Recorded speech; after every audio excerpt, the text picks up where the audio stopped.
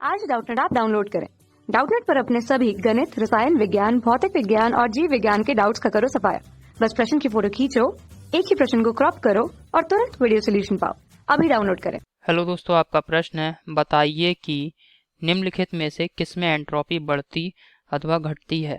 पहला दे रखा है एक द्रव का ठोस अवस्था में परिवर्तन होता है। दूसरे में दे रखा है एक क्रिस्टलीय ठोस का ताप 0 केल्विन से 115 केल्विन तक बढ़ाया जाता है। तीसरे में दोस्तों अभिक्रिया दे रखी है हमें 2NaHCO3 और ये बदल रहा है Na2CO3 plus CO2 plus H2O। ठीक है, तो चलिए इस प्रश्न को हल करते हैं। तो दोस्तों सबसे पहले समझ लेते हैं एंट्रोपी के लिए कुछ मुख्य बातें हैं एंट्रोपी के लिए ही। ठीक है, इनको समझ लेते हैं। तो क्या होता है, जब भी किसी निकाय में अव्यवस्था का मान बढ़ता है, जब भी निकाय में अव्यवस्था का मान बढ़ेगा, अव्यवस्था का मान क्या होगा, निकाय में बढ़ेगा, तब दोस्तों क्या होगी, निकाय की जो एंट्रोपी है वो बढ़ेगी। ठीक है, तब एंट्रोपी का मान क्या होगा, बढ़ेगा। अर्थात एंट्रोपी समानुपाती है अव्यवस्था के। एंट्रोपी कैसे, किस प्रकार संबंधित है अव्यवस्था से। यहाँ पे दोस्तों एंट्रोपी जो है वो अव्यवस्था के कैसे है, समानुपाती है। ठीक है, अगर निकाय की अव्यवस्था का मान बढ़ेगा तब एंट्रोपी का मान बढ़ेगा, यदि अव्यवस्था का मान घटेगा तो एंट्रोपी का मान घटेगा। ठीक है, अब यहाँ पे जो पहले विकल्प में दे रखा है दोस्तों, इसमें दिया है एक द्रव है जो कि द्रव अवस्था से किस में बदल रहा है, ठोस अवस्था में परिवर्तित हो रहा है। ठीक है, तो द्रव में क्या होता है, द्रव में आप देख रहे हैं द्रव के कण एक दूसरे के बहुत ही दूर दूर होते हैं, जबकि ठोस में क्या होते हैं, कण बहुत ही एक दूसरे के पास पास हो जाते हैं पदार्थ के कण।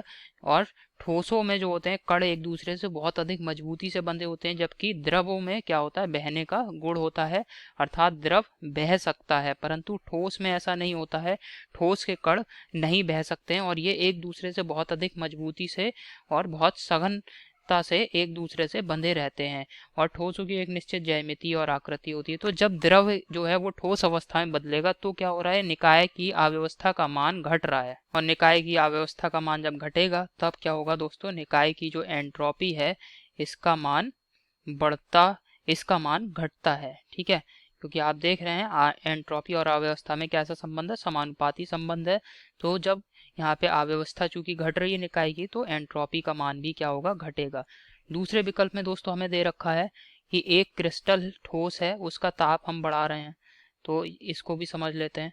तो जैसे कोई क्रिस्टल है, ठीक है, अब जैसे यहाँ पे मैंने एक चित्र की सहायता से इसको समझते हैं। इस चित्र में दोस्तों मान लिया ये एक क्रिस्टल है। अब क्रिस्टल में चूंकि बहुत सारे परमाणु होते हैं और एक दूसरे से बहुत मजबूती से और व्यवस्थित ढंग से बंधे होते हैं, तो ये यहाँ पे बंधे हुए हैं क्रिस्टल में जो कण हैं। अब इस क्रिस्टल का तापमान पहले क्या था, 0 केल्विन था, और 0 केल्विन से प्रश्न में हमें कितना केल्विन दे रहा है, 0 केल्विन से 115 केल्विन तक इसका जो है तापमान हमने बढ़ाया, तापमान 115 केल्विन तक बढ़ाया।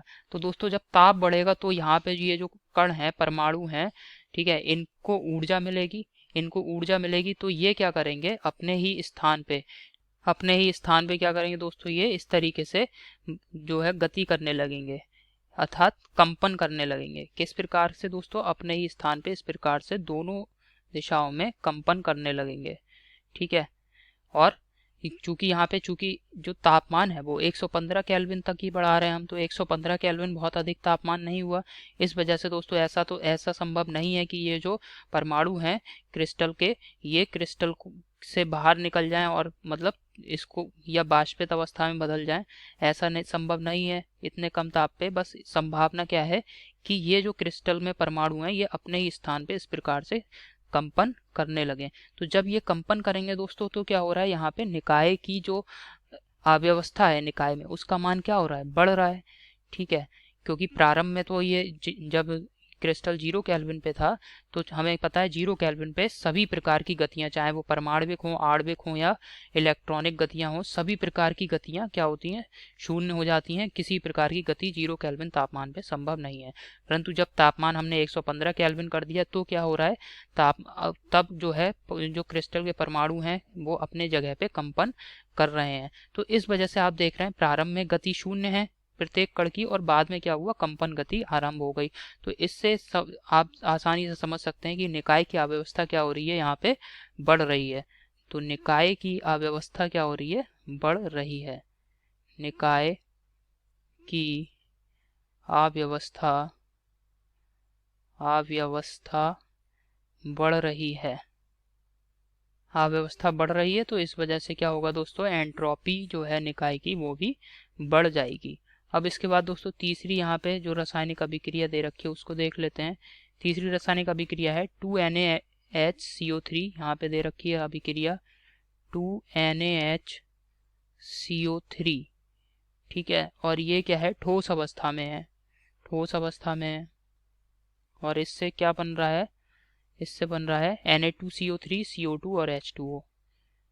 Na2CO3 ये ठोस अवस्था में बन रहा है, प्लस CO2 गैसियस अवस्था में बन रहा है, प्लस H2O ये भी क्या बन रहा है, गैसियस अवस्था में, ठीक है।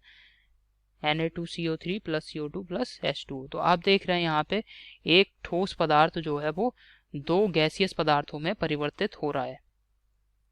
NaHCO3 ये आप देख रहे हैं यहाँ पे ठोस अवस्था में है, और ये ठोस पदार्थ क्रिया करने के पश्चात इस क्या हो रहा है, ये CO2 अर्थात एक गैसियस पदार्थ CO2 है, दूसरा H2O ये भी गैसियस अवस्था है, दो गैसियस पदार्थों में परिवर्तित हो रहा है।